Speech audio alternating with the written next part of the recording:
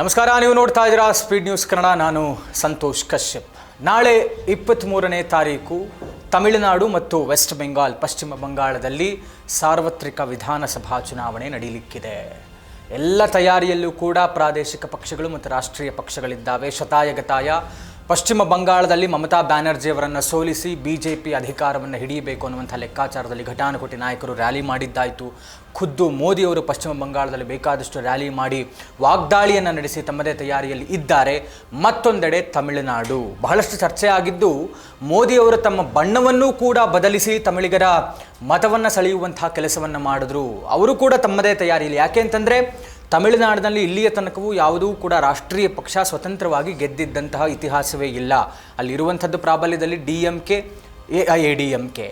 ಈ ಬಾರಿ ಬಹಳಷ್ಟು ಗಮನವನ್ನು ಸೆಳೀತಾ ಇರುವಂಥದ್ದು, ಕುತೂಹಲಕಾರಿಯಾಗಿರುವಂಥದ್ದು ನಟ ವಿಜಯ್ ಅವರ TVK ಪಕ್ಷ. ಯಾಕೆ ಅಂತ ಹೇಳಿದ್ರೆ ತಮಿಳುನಾಡಿನಲ್ಲಿ ಈ ಸಿನಿಮಾ ರಂಗದಿಂದ ಬಂದಿರುವಂಥ ಸಿನಿಮಾ ಸೆಲೆಬ್ರಿಟಿಗಳೇನಿದ್ದಾರೆ ಅವರುಗಳಿಗೆ ಈ ಒಂದು ಮುಖ್ಯಮಂತ್ರಿ ಗಾದಿಯನ್ನು, ಅಧಿಕಾರದ ಗಾದಿಯನ್ನು ಕೊಟ್ಟಿರುವಂಥ ಇತಿಹಾಸ ಬಹಳಷ್ಟಿದೆ. ಅದು ಆರಂಭವಾಗುವಂಥದ್ದು MGR ಅವರಿಂದ, ಅದಾದ ಮೇಲೆ ಕರುಣಾನಿಧಿಯವರು, ಅದಾದ ಮೇಲೆ ಜಯಲಲಿತಾ. ಹೀಗಾಗಿ ಸಿನಿಮಾ ರಂಗದವರ ಕಡೆಗೆ ಮತದಾರರು ತಮಿಳಿಗರು ಹೋಲುವಂಥ ಎಲ್ಲ ಲಕ್ಷಣಗಳು, ಬೇಕಾದಷ್ಟು ಉದಾಹರಣೆಗಳಿದ್ದಾವೆ. ಹೀಗಾಗಿ ಈ ಎರಡೂ ಪ್ರಾದೇಶಿಕ ಪಕ್ಷಗಳ ಪ್ರಾಬಲ್ಯವನ್ನು ಈ ಬಾರಿ TVK ಪಕ್ಷದ ಮುಖ್ಯಸ್ಥ ನಟ ವಿಜಯ್ ಅವರೇನಾದರೂ ತಾವು ಅಧಿಕಾರವನ್ನು ಹಿಡಿಯುವಲ್ಲಿ ಸಫಲರಾಗ್ತಾರಾ ಅನ್ನುವಂಥದ್ದು ಗೊತ್ತಿಲ್ಲ. ಯಾಕೆ ಅಂತ ಹೇಳಿದ್ರೆ ಆಡಳಿತ ಪಕ್ಷದ ಸಚಿವರು ನೇರವಾಗಿ ಟೀಕಿಸ್ತಾರೆ ವಿಜಯ್ ಅವರನ್ನು. ಅವರು ನಟನೆ ಮಾಡುವಷ್ಟು ಸುಲಭವಾಗಿ ರಾಜಕೀಯದಲ್ಲಿ ಇರಬಹುದು ಅಂತ ಲೆಕ್ಕಾಚಾರದಲ್ಲಿ ವಿಜಯ್ ಅವರು ಇದ್ದ ಹಾಗಿದೆ ಅನ್ನುವಂಥ ವಾಗ್ದಾಳಿಯನ್ನು ನಡೆಸೋದಕ್ಕೆ ನಿನ್ನೆ ವಿಜಯ್ ಅವರು ಒಂದು ರೀತಿಯಲ್ಲಿ ಆಕ್ರೋಶವನ್ನು ಹೊರಹಾಕ್ತಾರೆ. ನಾನು ನಟ ಅನ್ನುವಂಥದ್ದು ಎಲ್ಲರಿಗೂ ಗೊತ್ತಿದೆ, ಅದನ್ನೇನು ಹೊಸದಾಗಿ ಇವರು ಸೃಷ್ಟಿಸಬೇಕಾಗಿಲ್ಲ. ನಾನು ನಟನೆ ಒಂದು ಕಡೆ ಆದರೆ ರಾಜಕೀಯದಲ್ಲಿ ಬಂದು ನಾನು ನಟನೆ ಮಾಡೋದಿಲ್ಲ. ನೀವುಗಳು ದಿನದಿಂದ ದಿನಕ್ಕೆ ನಾಟಕದ ಮೇಲೆ ನಾಟಕ ಮಾಡ್ತಾ ಇದ್ದೀರಾ, ನಿಮ್ಮನ್ನು ನಟ ನಟಿಯರು ಅಂತ ಕರಿಬೇಕಾ ಅನ್ನುವಂಥ ಒಂದು ವಾಗ್ದಾಳಿಯನ್ನು ವಿಜಯ್ ಅವರು ಮಾಡ್ತಾರೆ. ಈ ಮಧ್ಯೆ ಆಡಳಿತ ಪಕ್ಷವಾದಂಥ DMK ತನ್ನದೇ ಲೆಕ್ಕಾಚಾರದಲ್ಲಿದೆ. ಇನ್ನೊಂದು ಕಡೆ ರಾಷ್ಟ್ರೀಯ ಪಕ್ಷ ಅಲಯನ್ಸ್ ಏನಿದೆ, BJP ಅಲಯನ್ಸ್, ಅವರು ಕೂಡ ತಮ್ಮದೇ ಲೆಕ್ಕಾಚಾರದಲ್ಲಿ ಈ ಬಾರಿ ಅಧಿಕಾರ ಗದ್ದುಗೆಯನ್ನು ಹಿಡಿಯಬೇಕು ಅಂತಿದ್ದಾರೆ. ಬಟ್ ನಿನ್ನೆ ಮತ್ತೊಂದು ಕಾಂಟ್ರವರ್ಸಿಯಲ್ಲಿ AICC ಅಧ್ಯಕ್ಷ ಮಲ್ಲಿಕಾರ್ಜುನ್ ಖರ್ಗೆ ಅವರು ಸಿಕ್ಕಾಕೊಳ್ತಾರೆ.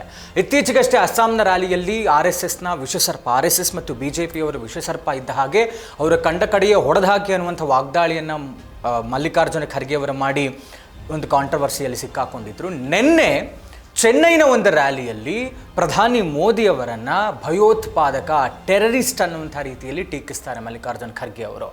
ಮತ್ತೊಂದು ಕಾಂಟ್ರವರ್ಸಿಯಲ್ಲಿ ಸಿಕ್ಕಾಕೊಳ್ತಾರೆ ಮತ್ತು ಅದಕ್ಕೆ ಸಮಜಾಯಿಷಿಯನ್ನು ಕೂಡ ಕೊಡ್ತಾರೆ. ನಾನು ಹೇಳಿದ್ದಂಥ ರೀತಿ, ನಾನು ಮೋದಿಯವರನ್ನು ಟೆರರಿಸ್ಟ್ ಅಂತ ಹೇಳಿದ್ದು ಯಾಕೆ ಅಂತ ಹೇಳಿದ್ರೆ ಅವರು ಪ್ರತಿ ಬಾರಿಯೂ ಕೂಡ ಈ ರೀತಿಯಾಗಿ ED, CBIನ ಬಳಸಿಕೊಂಡು ಎಲ್ಲರನ್ನ ಬೆದರಿಸುವಂತಹ, ಹೆದರಿಸುವಂತಹ ಕೆಲಸವನ್ನು ಮಾಡ್ತಾರೆ.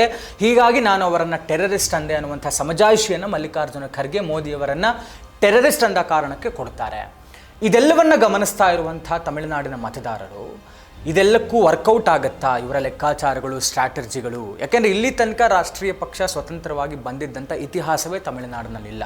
ಏನಾದರೂ ಬದಲಾವಣೆಯ ಪರ್ವವನ್ನು ಅಲ್ಲಿನ ಮತದಾರರು ನಿರೀಕ್ಷಿಸ್ತಾ ಇದ್ದಾರಾ ಗೊತ್ತಿಲ್ಲ. ಪಂಚರಾಜ್ಯ ಚುನಾವಣೆಗಳು ಆಗಬೇಕು ಅನ್ನುವಂಥದ್ದು ಕೇಂದ್ರ ಸರ್ಕಾರ, BJP ಎಲ್ಲವೂ ಕೂಡ ತಯಾರಿಯಲ್ಲಿತ್ತು. ಈಗಾಗಲೇ 3 ರಾಜ್ಯಗಳ ಚುನಾವಣೆ ಮುಗಿದಿದೆ. ನಾಳೆ 23ನೇ ತಾರೀಕು ತಮಿಳುನಾಡು ಮತ್ತು ಪಶ್ಚಿಮ ಬಂಗಾಳದ ಚುನಾವಣೆ ನಡೀಲಿಕ್ಕಿದೆ. ಎರಡೂ ರಾಜ್ಯಗಳಲ್ಲಿ ಯಾರು ಅಧಿಕಾರದ ಗಾದಿಯನ್ನು ಹಿಡಿತಾರೆ ಅನ್ನುವಂಥದ್ದನ್ನು ನಾವು ಕಾದು ನೋಡಬೇಕಾಗಿದೆ. ಇದಾಗಿತ್ತು ಇವತ್ತಿನ ವಿಶೇಷ. ನೋಡ್ತಾ ಇರಿ ಸ್ಪೀಡ್ ನ್ಯೂಸ್ ಕನ್ನಡ, ಸುದ್ದಿ ನಿಮ್ಮದು, ವೇಗ ನಮ್ಮದು.